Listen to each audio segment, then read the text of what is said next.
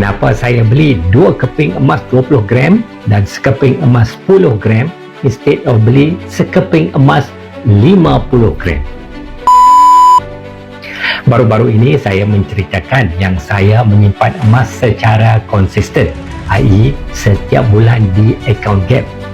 Dan apabila jumlah emas itu melebihi 50 gram, saya akan terbitkan 2 keping emas 20 gram dan sekeping emas 10 gram. Dan ada follower bertanya, kenapa saya buat begini? Pastikan anda tonton video ini sampai ke akhirnya kerana saya akan memberikan jawapan kepada soalan ini dan kenapa saya beli 2 keping emas 20 gram dan sekeping emas 10 gram instead of sekeping emas 50 gram. Jawapan pertamanya ialah saya menyimpan emas setiap bulan di account gap untuk mengumpul emas. Seperti kebanyakan orang, bajet saya pun terhad. Jadi saya simpanlah emas itu sikit-sikit dalam account gap dahulu. Dan kenapa saya beli emas di account gap instead of beli emas fizikal 1 gram atau 2 gram? Jawapannya ialah kerana harga emas 1 gram, 2 gram dan malah 5 gram adalah harga retail dan tinggi. Itu sebabnya mengapa saya beli emas di account gap dahulu. For your information, harga emas di account gap adalah harga terendah di public gold. Jadi, strategi saya ialah untuk mengumpul dan menambah gram emas di account gap dahulu. Next, anda mungkin tahu yang saya berpesan untuk pegang emas fizikal itu di tangan anda sendiri.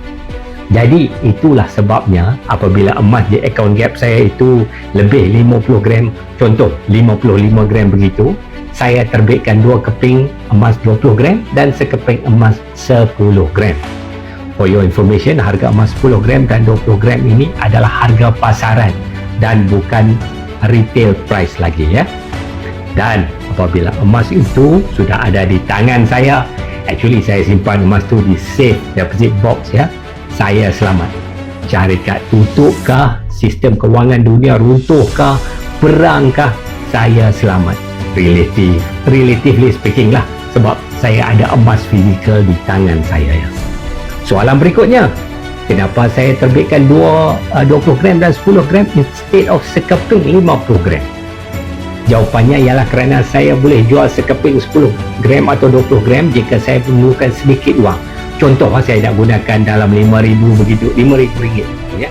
Saya tak perlu jual semua emas saya dan malah boleh simpan emas yang lain.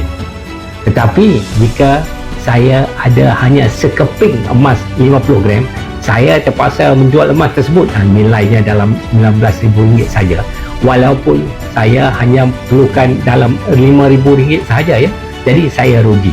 Jadi pemilikan emas 10 gram dan 20 gram ini memberikan saya utility. Semoga perkongsian ini menolong anda menjadi pelabur yang lebih berilmu dan lebih berjaya. Jika anda belum ada akaun di Public Gold, ini adalah di antara masa yang terbaik untuk bermula. Dan setelah anda join, I will personally guide you strategi untuk menjadi penyimpan emas yang betul, yang selamat dan menguntungkan.